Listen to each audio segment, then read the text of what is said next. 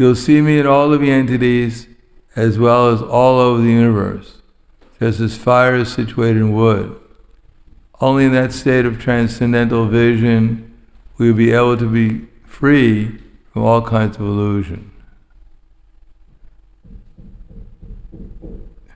Why are you fleeing, Devarshi? What's that?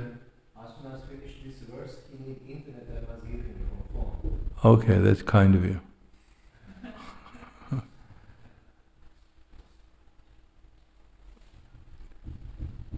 Purport. Brahma prayed that he might not forget his eternal relationship with the Lord during the course of his material activities. In answer to that prayer, the Lord said that he should not think of existing without a relationship with its omnipotency. The example is given of the wood, fire and wood. The fire kindled in wood is always the same, although the wood may be of different types, according to the shape and quality, but the spirit souls within them are not different from one another. The quality of fire, warmth, is the same everywhere. And the spiritual spark, or part and parcel of the Supreme Spirit, is the same in every living being. Thus the potency of the Lord is distributed all over his creation. This transcendental knowledge alone can save one from the contamination of material illusion. Since the Lord's potency is distributed everywhere, pure soul or devotee to the Lord can see everything in relationship with the Lord. And therefore he has no affection for the outer coverings. That pure spirit conception makes him immune to all contamination and material association. The pure devotee never forgets the touch of the Lord in all circumstances. Yada tu sarva bhuteshu darish vagnim ivastitam pratichaksitam loko yat tar yeva kashmalam. You will see me in all living entities as well as all of the universe, just as fire is situated in wood. Only in that state of transcendental vision we'll be able to be free from all kinds of illusion.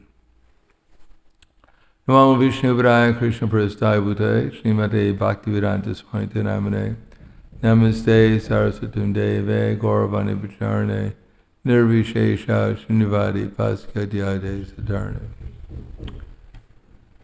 I don't think there's any point that's made more often in the Bhagavad Gita or in the Srimad Bhagavatam than this particular point, because this particular point obviously is important. Now there's a difference between understanding a point from the point of view of just knowledge. But it's important to understand, at least through the point of view of knowledge, but to understand its implication and our perspective is even more important. In Bhagavad Gita, in a very famous verse, Krishna says the same thing. In fact, he says it throughout the Bhagavad Gita. As we know that verse, Tadvidi pranipatena pariprashnena sevaya upadekshanti te jnana jnaninas tattvadarshana. That this is what we're trying to learn. This very point. This is the whole point of all the points we're trying to learn. The essential point. And it's learned by a process. Submissive inquiry and service. In other words, it's not understood so easily. It's not this, by reading Bhagavad Gita in a certain attitude, with a certain understanding, we can actually accept this point. Because it's acceptation of the point which is actually important. But it's not so easy to read with, just to read, although reading is service, but generally speaking, we have to read with the idea of putting it to practice. So that practice will help us take what's said in Bhagavad Gita and Srimad Bhagavatam seriously, And then when we take Srimad Bhagavatam and Bhagavad Gita seriously, then we can actually experience in our existence. Now here it says, of course, so therefore submission, service, and inquiry.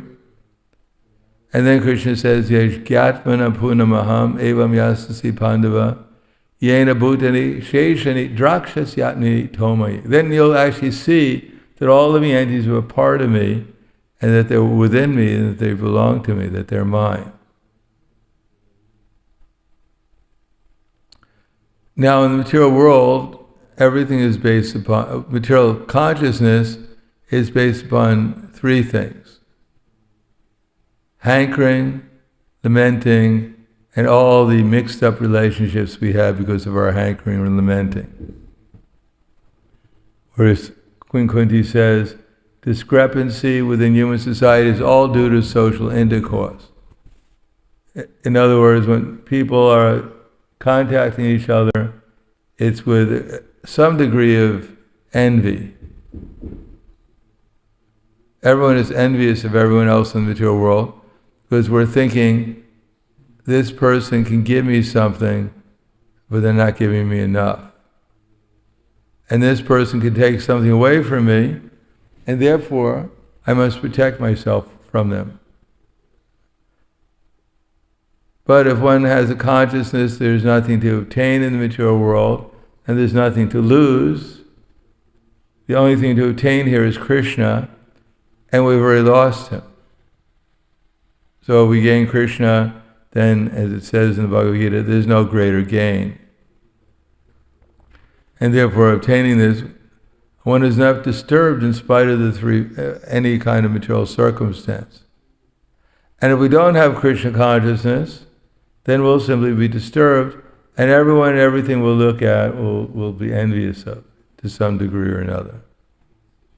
Now we may pretend that I'm not envious, that I'm your friend, but I'm your friend as long as you give me what I want from you.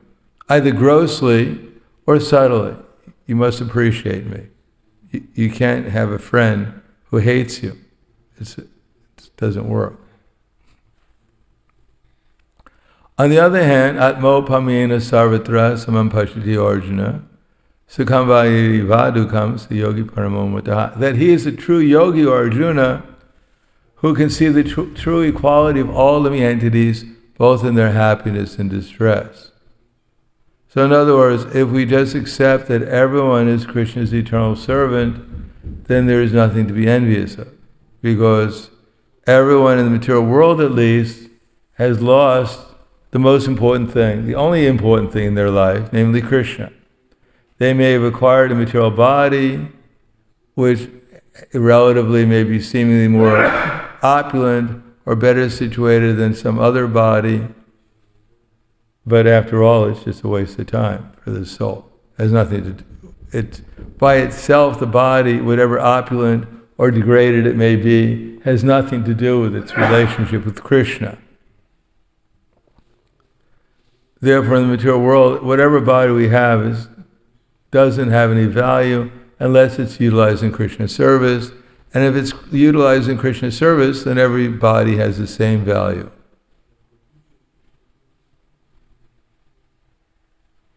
Just like a kuna,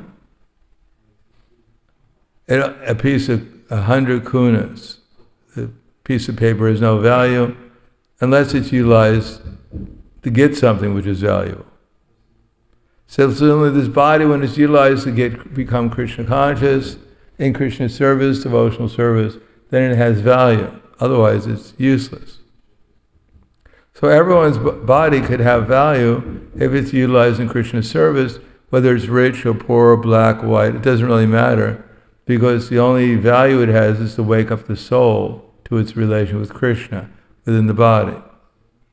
Therefore, there's no reason, and Krishna is available to everyone. It's not that if I get Krishna, then you only get half of Krishna. No, Krishna is fully available to everyone, and Krishna is unlimited. There's no end to Krishna, and there's no end to a relation with Krishna. We can get as much from Krishna as we want, much loving exchanges as we want. Everyone can. there's no reason. And the more people love Krishna, the more the soul loves Krishna, the more everyone benefits. So it's not that you love Krishna and I love Krishna. There's a competition because I want to get more of Krishna than you get. No, if you get more of Krishna than I do, then you can help me get more of Krishna also.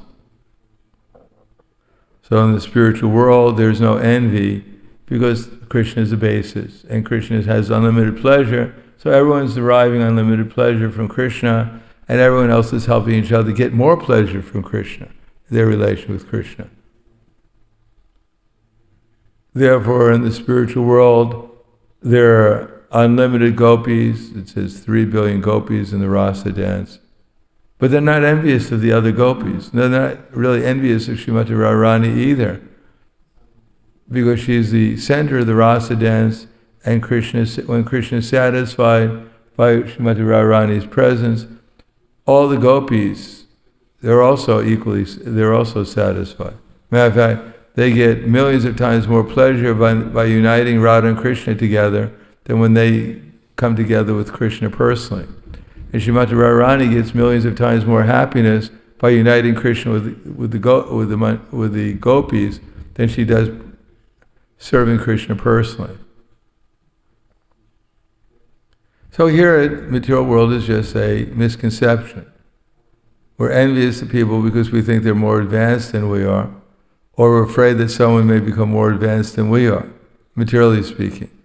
But it doesn't really matter because it's all a waste of time anyhow.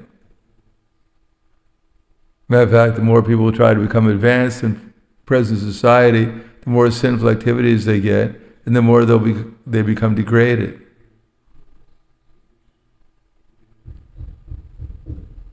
Therefore, if one can accept that Krishna is the Supreme Personality of Godhead, and that everyone else is his eternal servant, and that the only value of human life, the only value of life, is to do something to revive our relation with Krishna, and everyone can do that, and that will equally benefit everyone, and everyone has the equal opportunity to get Krishna and live happily forever with Krishna.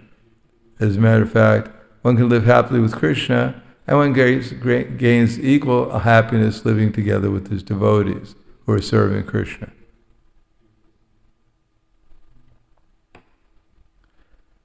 Therefore, this is the secret of freedom from enviousness, and enviousness is the main problem in the material world, why we're conditioned by the material nature, and which prevents us from becoming liberated. So we can enter into real devotional service and enjoy life in Krishna consciousness. Since we're bothering to practice Krishna consciousness and devotional service, we might as well enjoy it. We might as well be happy doing it. And the only reason why we're not happy is because we're envious of Krishna's eternal servants, which means all living entities, which means ultimately we're envious of Krishna too.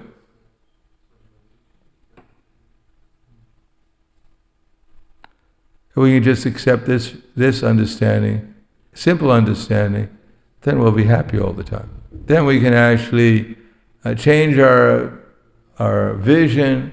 We don't have to see a soul in everyone's body.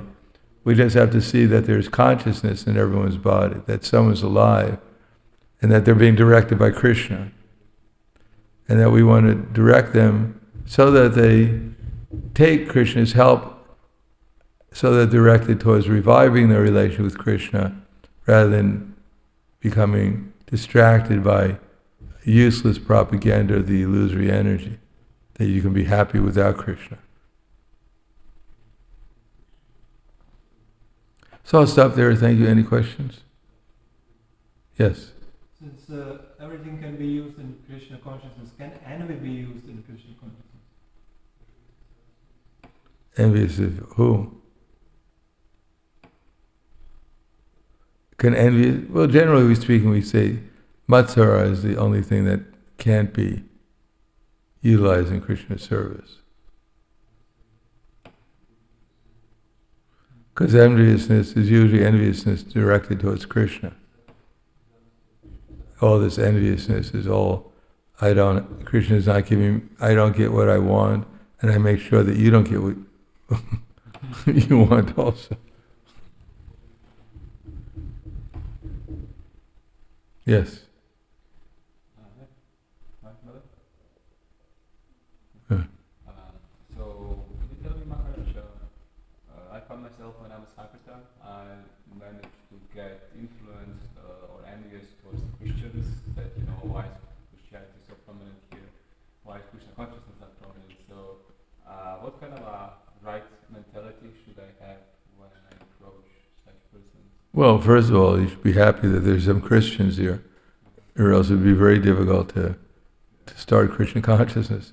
Everyone was eating each other on the street. It would be very difficult to preach to them. So luckily there's some background religious behavior. We're not preaching in the middle of the African jungle to pygmies who are eating each other.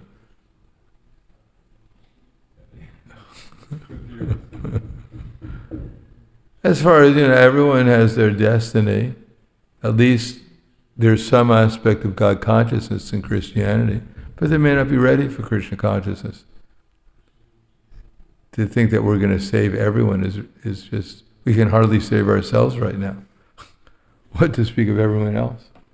So we should be, we're just looking for for some people, we're looking to be the instrument so when Krishna sends someone that we don't interfere with Krishna's plan. That's all. We're not in charge of everyone's past karma since time immemorial, whether or not, and the free will of the soul, whether or not he's going to accept me on the street and surrender to Krishna a little bit. This is all arranged by Krishna. We're just being an instrument. So we should be happy that anyone even stops, that you become intimate enough with someone to find out that they're a Christian. Most people you won't even have such an intimate exchange with them, even to find out what their name is or anything. So you should appreciate that this person is at least so much surrendered to the super soul. At least he stopped for a second.